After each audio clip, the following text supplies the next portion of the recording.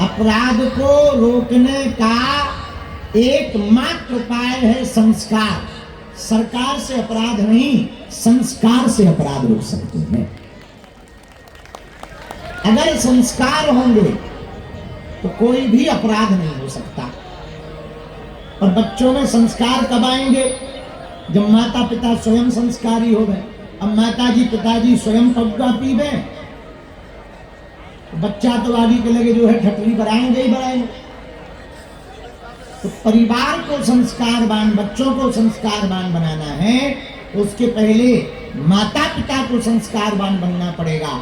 और अंधेरी मुंबई के पागलों, हम एक बात आज हम आपसे प्रार्थना करना चाहते, अगर आप बच्चों को खूब पढ़ाओ, डीएम बनाओ, आईपीएस बनाओ, अधिकारी बनाओ, आईआईटी में पढ़ाओ, इंजीनियर बनाओ, डॉक्टर बनाओ भैया, पर एक प्रार्थना हमारी है, सबसे पहले अपने बच्चों को इंसान बनाओ। उन्हें पहले इंसानियत दो, उनके अंदर पहले संस्कारों का बीज भरो।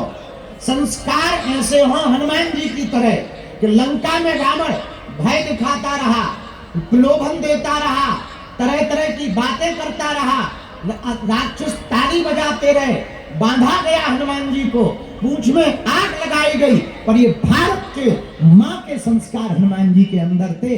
हनुमान जी डिगे नहीं, हनुमान जी मुड़े नहीं, हनुमान जी हटे नहीं, लंका में भी राम नाम का डंका बजा रहा था। ये संस्कारों का प्रताप है। और एक बात और बोले, कह दो, बोलो, अरे जोर से तो कहो, और जोर से कहो, बुरा ना मानना आप लोग, बुरा लगे तो I am very very not sorry. आप लोग बहुत अच्छे हो, लेकिन ये जो माया नगरी में रहते हो ना, यहाँ बड़ा संभल कर रहे हैं। यहाँ पल पल पर बिगाड़ने वाले लोग मिलेंगे।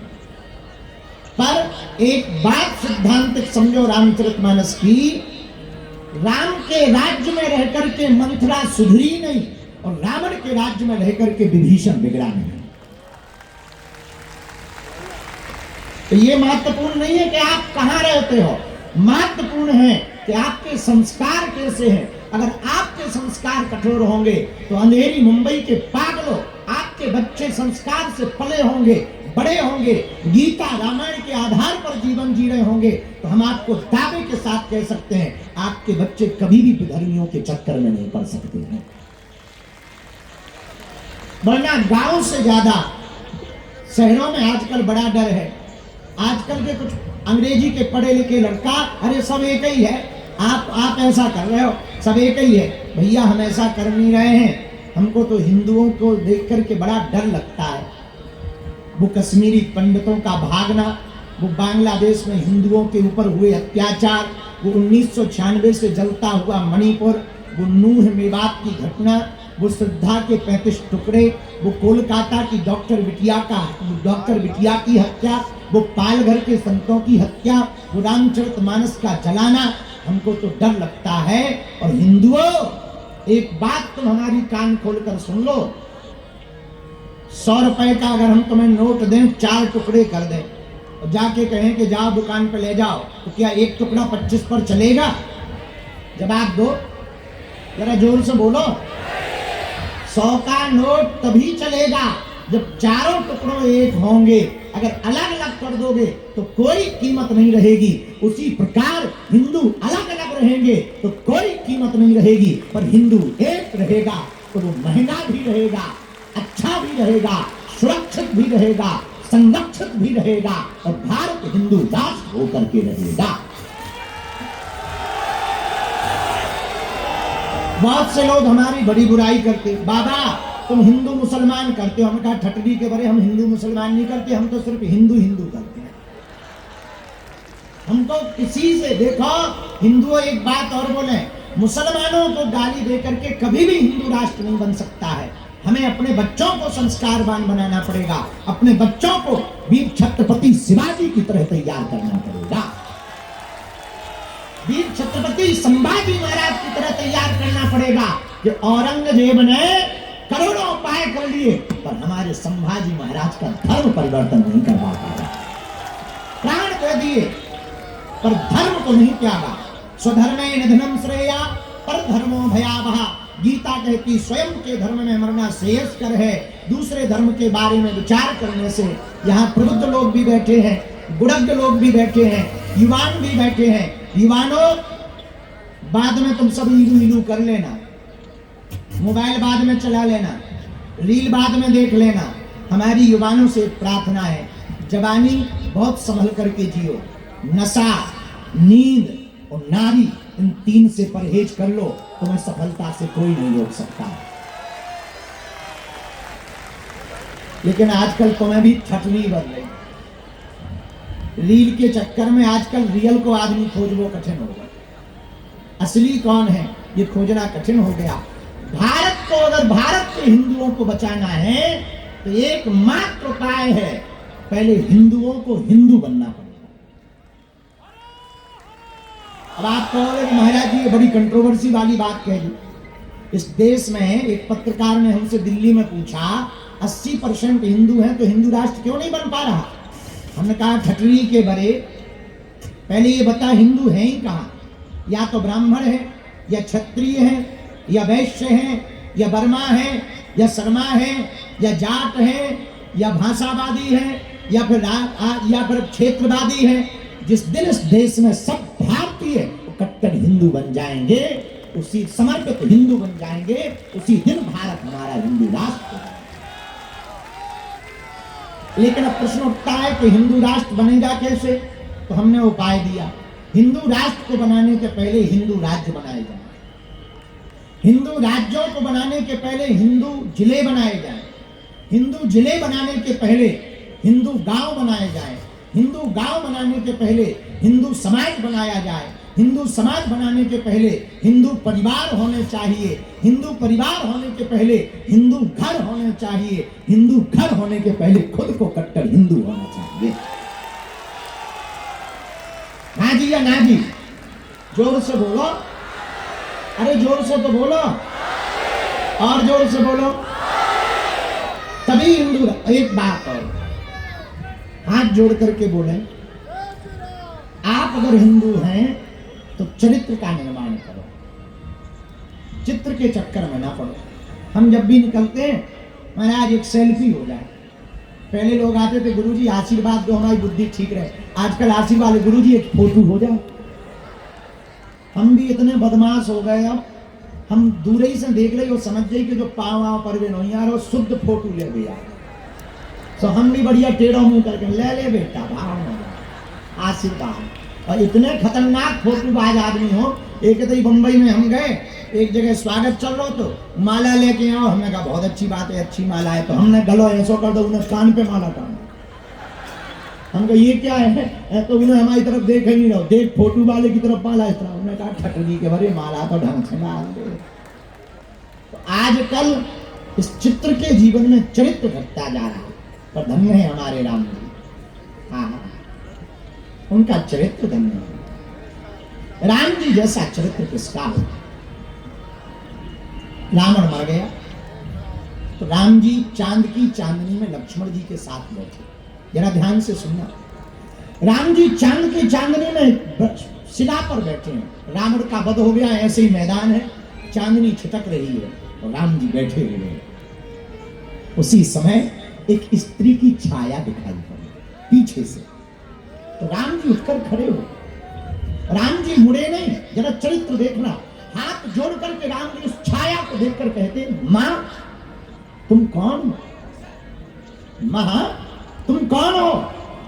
तो पीछे जो स्त्री खड़ी थी वो रोने लगी। राम जी बोले, मां अगर बुरा ना मानो तो आप सामने आ जाओ, रो मत, अपना परिचय दो, आप कौन हो? वो फूट फूट कर स्त्री रोती हुई सामने आई। मां आपका परिचय क्या है?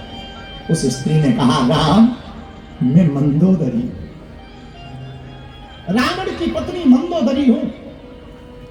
अच्छा अच्छा मां, आज तुम्हारे पति वीर गति को प्राप्त हो गए, इसलिए तुम दुखी हो? इतनी रात को इस रणभूमि में क्या कर रही हो? इतनी रात को रण में आकर कर क्या रही? ध्यान से सुनना अंधेरी के पागलों, राम के चरित्र को देखना। मंदोदरी कहती, राम मैं देखने आई हूं कि वो वीर कौन है, वो सूरवीर कौन है जिसने मेरे बलशाली पति को भी मार दिया, अजेय पति को मार डाला। वो आखिर कौन है और ऐसा उसमें क्या है कि जो मेरा पति हार गया और वो राम जीत गया। तो राम हाथ जोड़ के कहते, माँ तुमने मुझे देख तो लिया, जरा बताओ मुझ में और तुम्हारे पति में ऐसा क्या था कि मैं जीत गया और तुम्हारा पति हार गया। मंदोदरी कहती, राम एक मेरा पति था जो पराई स्त्रियों को अपनी पत्नी बनाना चाहता था, एक राम तुम हो, छाया को भी देख करके मां बना करके संबोधित करते हो। ये चरित्र है राम, ऐसे है राम, ऐसे है रघुनाथ जो छाया को देख करके भी मां से संबोधित करते हैं। आज युवाओं में सबसे ज्यादा कमी हो तो चरित्र की कमी। आज युवा बिगड़ा है तो चित्र के चक्कर में बिगड़ा है। लोग कहते हैं कि हिंदू क्यों नहीं जाग रहा, हिंदू बाजी हो कहां रही, या तो केवल सोशल मीडिया पर या एक आध आंदोलन कर लिया और बैठ गए चुप। ऐसे ना बन पाएगा हिंदू राष्ट्र, ऐसे ना संभल पाएगा तुम्हारा घर, ऐसे ना सुधर पाएंगे तुम्हारे बच्चे।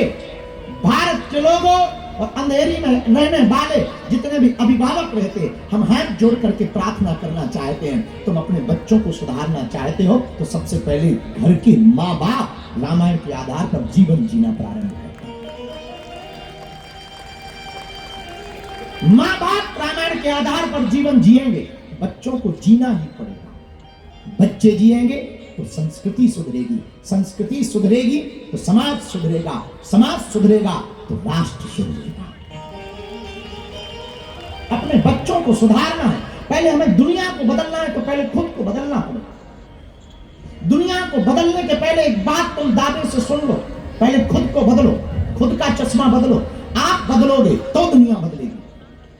आप चाहते कि दुनिया बदल जाए, हम ना बदलें, असंभव है। हम जैसे हैं वैसे ही रहें, असंभव है। और सुनो, एक बात और प्रार्थना करें, तुम इसलिए हैरान हो क्योंकि तुम सिर्फ बातें करते, जीवन में नहीं उतारते, चरित्र में नहीं उतारते, व्यवहार में नहीं उतारते, इसलिए तुम परेशान हो। जो कह दो सो करो, जब तक मंजिल ना मिल जाए तब तक चुप मत बैठो। हनुमान जी के जीवन काल में यही है। हनुमान जी कहते, राम काज कीन्हे बिनु मोहि कहा विश्राम। जब तक राम जी का काम नहीं हो जाएगा तब तक हम विश्राम नहीं करेंगे, जब तक सफलता नहीं मिल जाएगी तब तक रुकेंगे नहीं। और मेरे युवाओं, तुम आज की रात प्रण लेकर के घर जाना। तुम्हारे माँ बाप तुम्हारे लिए रातों भर जग करके पैसा कमाते हैं ताकि हमारी बेटी और हमारा बेटा पढ़ सके, अच्छे मकानों में रह सके, गाड़ी से जा सके, होटल पे खा सके। और होटल पे बोतल खोलने के लिए नहीं पढ़ाते, पब या पार्टी में भेजने के लिए नहीं पढ़ा रहे हैं। इसलिए जितने युवान बैठे हुए हैं, आज की रात में प्रण लेकर के जाना, बेटा और बेटी वो महान नहीं है जो माता पिता के नाम से समाज में जाने जाएं। बेटा और बेटी तो वो महान है जिनके नाम से माँ बाप को जाना जाए।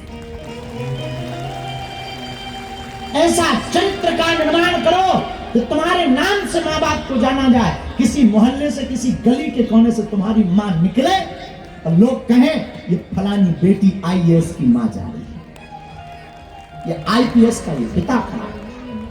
ऐसे चरित्र का निर्माण संस्कार के द्वारा ही आप अपने परिवार को बचा सकते हो। संस्कार के द्वारा ही तुम समाज को बचा सकते हो। संस्कार के द्वारा ही तुम राष्ट्र को बचा सकते हो। संस्कार के द्वारा ही भारत को हिंदू राष्ट्र बना सकते हो। और मुंबई के पागलों, एक बात सुन लो, जहां बरसात नहीं होती है वहां की फसलें खराब हो जाती हैं, जहां संस्कार नहीं होते हैं वहां की नस्लें खराब हो जाती हैं। तो आजकल बिलूग्राम तो तुमने सुना ही होगा, बड़ा वायरल। कारण एक ही है, संस्कारों की कमी। इसलिए पहले खुद सुधरो फिर समाज सुधरेगा। हम तो मुरली काका को बहुत धन्यवाद दे रहे हैं कि ठीक है, एक घड़ी आदि मैं पुन याद, तुलसी चर्चा राम की, हरे कोट अपराध, कुछ देर ही सही भगवान की कथा होगी। हम लेट जरूर आए, हमें आना था बहुत पहले, लेकिन ऐसी व्यस्तता थी, वहाँ फंस गए, जाम में फंस गए, फिर दीक्षा में फंस गए। हमें दरबार भी लगाना था,